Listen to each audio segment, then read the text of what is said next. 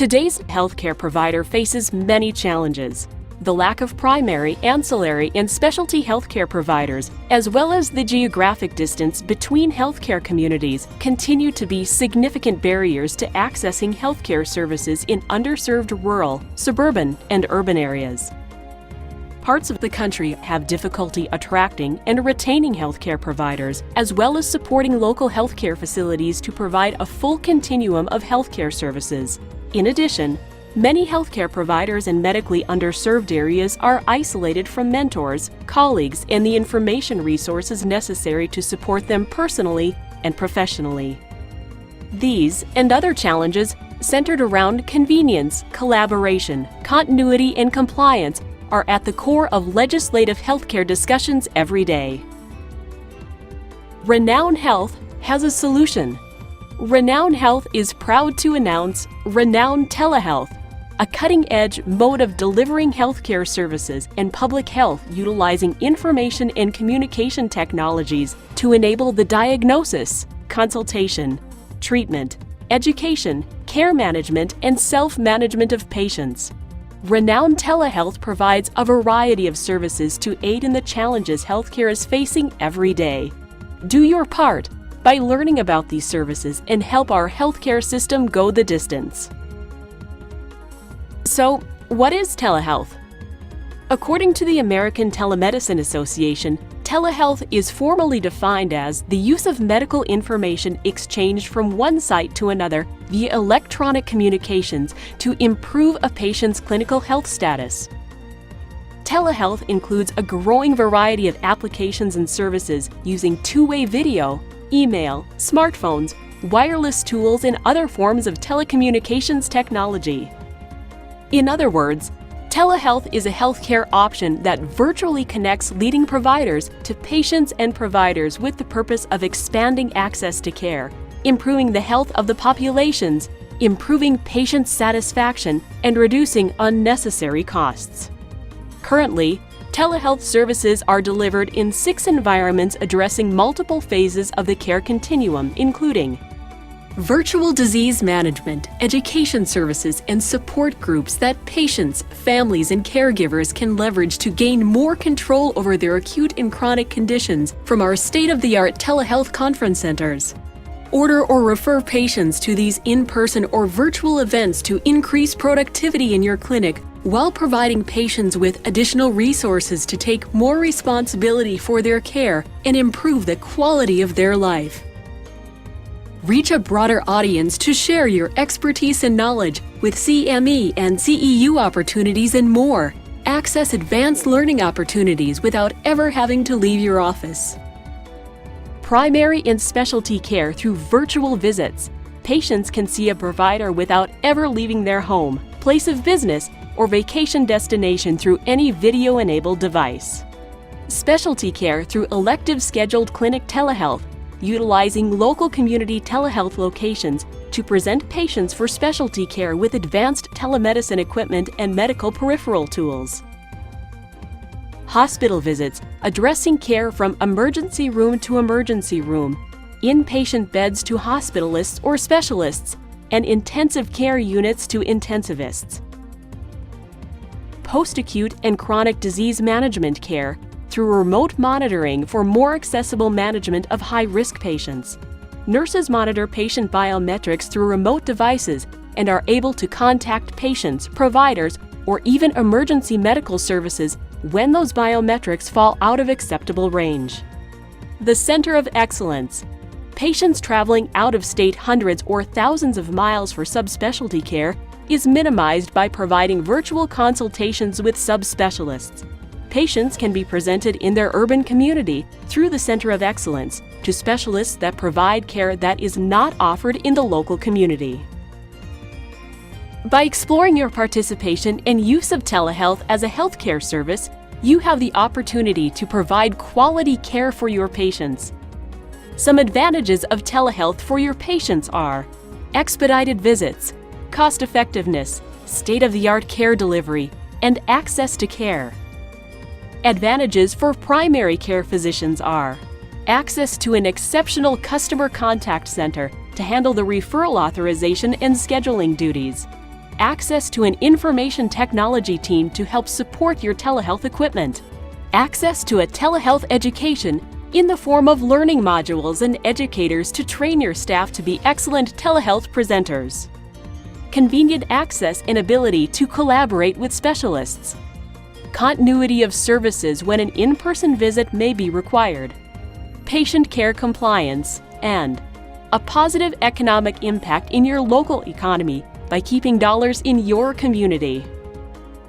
Advantages for specialists are care provided to patients that otherwise did not have access to care, access to more patients, high-quality images obtained with the most advanced technology, continuity of care should patients need an in-person visit, ability to collaborate with providers and care teams in other locations without having to travel.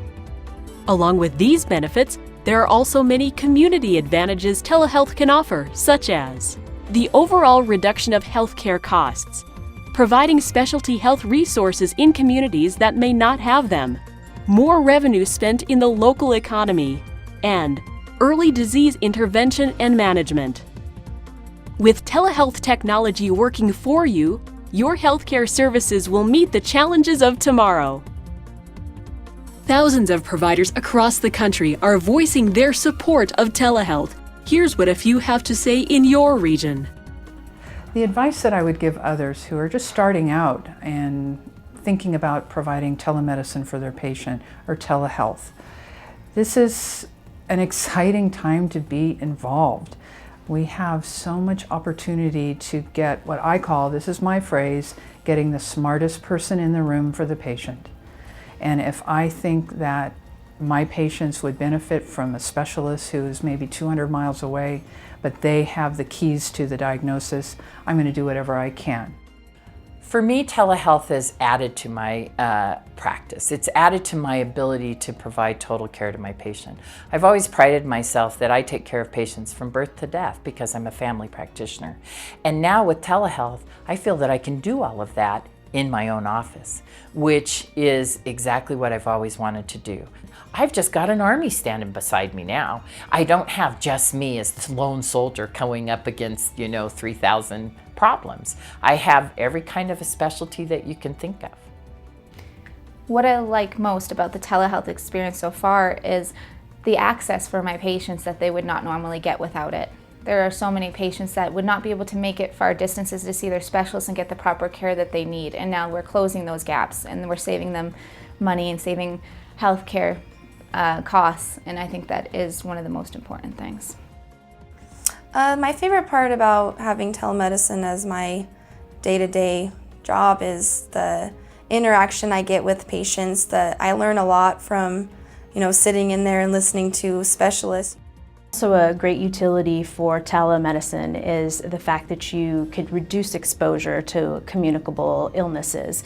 If a patient were having, say, a viral gastroenteritis, conjunctivitis, chicken pox, certain illnesses like that, you can diminish your exposure to other patients in waiting rooms, also to the provider yourself if you can deal with these ailments through telemedicine. So that's a beauty of being able to virtually see your patient. I really look forward to my telemedicine sessions. I go into it with a full capacity of energy. I don't feel at all burned out when I'm taking care of patients telemedically, and I think that they sense that. I feel kind of a positive energy when I'm engaging patients in these visits. I foresee a time in the future when person-to-person medicine is the exception, and that telemedicine is the rule. Patients almost universally are very positive in their responses, and I don't think it's just to make the provider on site happy. I think they really have been surprised how positive an experience it was, and have been pleased with the degree of two-way communication that occurs, and if anything, pleased with getting perhaps even more information from the doctor provider, the neurology provider, than they would get in a face-to-face interaction. We're talking in this country about managing healthcare costs, helping patients burden and improving their experience. Telemedicine is pretty well leveraged to do all of those things. I've had 10 years of experience starting as a medical student. It's pretty hard to maintain the argument that telemedicine isn't not going to be part of the future.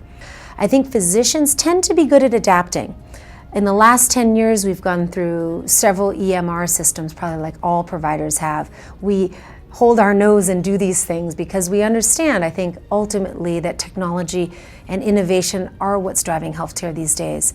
So I wouldn't consider myself as a cardiologist as an advocate as opposed to saying, boy, when this comes down to the bottom line in retrospective analysis, is this good for patients? Is this saving our common goal? I think the answer has to be yes. If you'd like to see additional provider comments and personal telehealth experiences, please go to the Resource tab. Telehealth is growing at a rapid pace nationwide. With that growth, there are common misconceptions that have emerged. Perhaps you have heard. Telehealth represents a lower standard of care. Fact.